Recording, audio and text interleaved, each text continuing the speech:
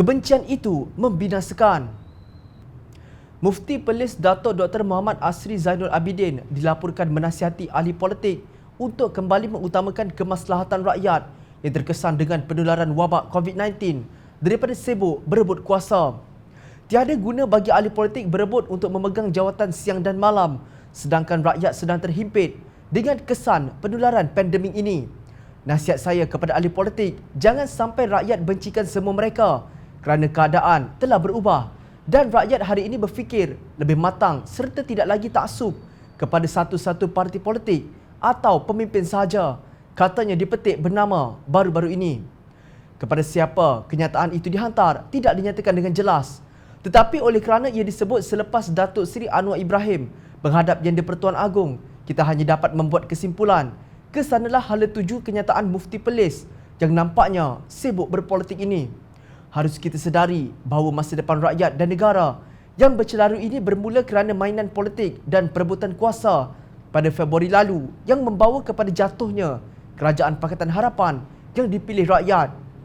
Kononnya untuk menyelamatkan Malaysia, tetapi hakikatnya ia didorong oleh kebencian kepada parti politik tertentu dan individu tertentu. PAS khususnya presidennya Datuk Seri Hadi Awang amat benci Datuk Seri Anwar Ibrahim, DAP dan Amanah.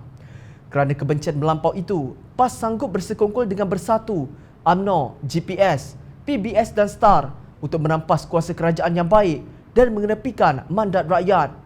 Mereka sanggup mempertahankan kelompok asobiah dan gerombolan kleptokrat walaupun mereka tahu apa hukumnya dalam Islam. Sedangkan para ulama termasuk Asri tahu bahawa seorang Muslim dengan Muslim lainnya adalah bersaudara sehingga tidak sewajarnya wujud kebencian yang berakar umbi di dalam jiwanya. Kerana itu juga kumpulan asobiah seperti MCA diterima dan DAP dibenci dengan ditahmah pelbagai tuduhan.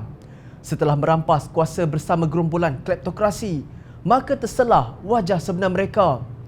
PAS membenarkan apa sahaja yang dilakukan oleh MCA sehingga RUU dan hudud terkubur tanpa tanda.